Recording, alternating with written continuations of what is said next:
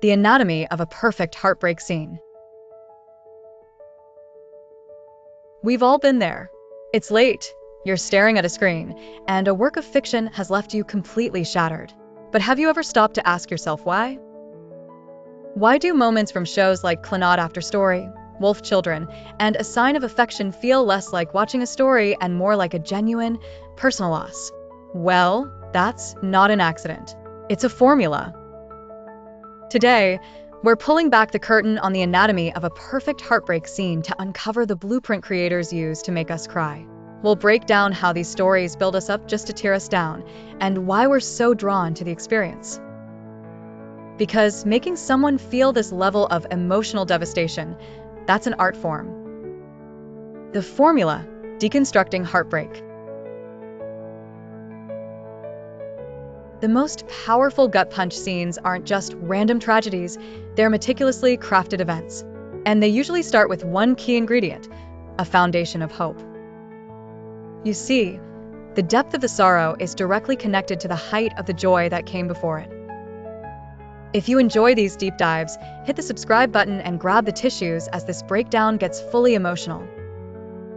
Before Clannad After Story completely devastates us, it makes us fall in love with Tomoya and Nagisa's sweet, awkward romance. We watch them build a life from scratch, celebrating tiny victories and dreaming about their future. In Wolf Children, we get to live in the magical, fairy tale love between Hannah and her wolf man before it's all tragically cut short. These stories make us invest everything in their happiness. That hope becomes an anchor. The heavier it is, the deeper the heartbreak can pull us. Without that initial light, the darkness that follows just wouldn't hit the same. Now for the second ingredient, the turn and the inevitability. This is the part where the dread slowly starts to creep in.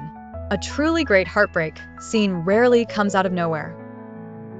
It's foreshadowed with subtle clues: a recurring cough, a shift in the music, a quiet line of dialogue that feels just a little too ominous.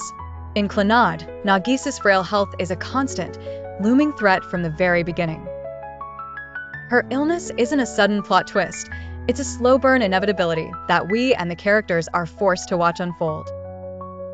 Wolf Children handles this differently.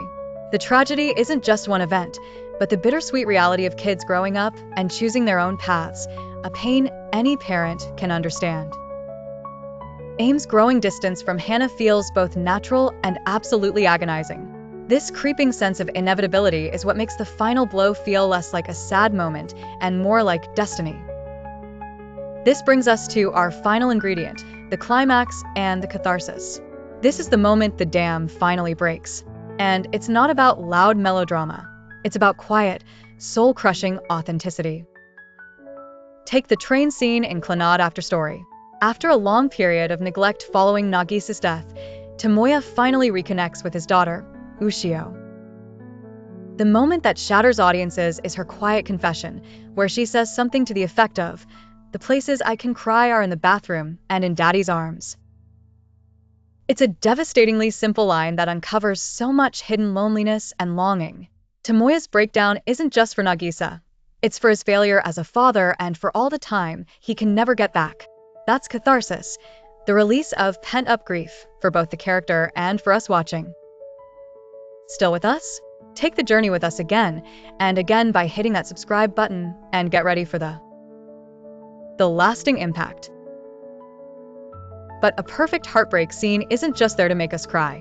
Its real job is to be a turning point that redefines the entire story. The emotional devastation isn't the end, it's what sparks growth and redemption. Tomoya's breakdown on that train is the moment he finally chooses to be a father, setting him on a path to redeem himself and honor Nagisa's memory. In Wolf Children, Hannah's quiet acceptance as Aim leaves to live as a wolf is the painful, beautiful culmination of her journey as a mother. Her sacrifice is complete. She successfully raised her children to be independent, even if it meant letting one go forever. And in A Sign of Affection, the emotional journey is quieter, but just as powerful.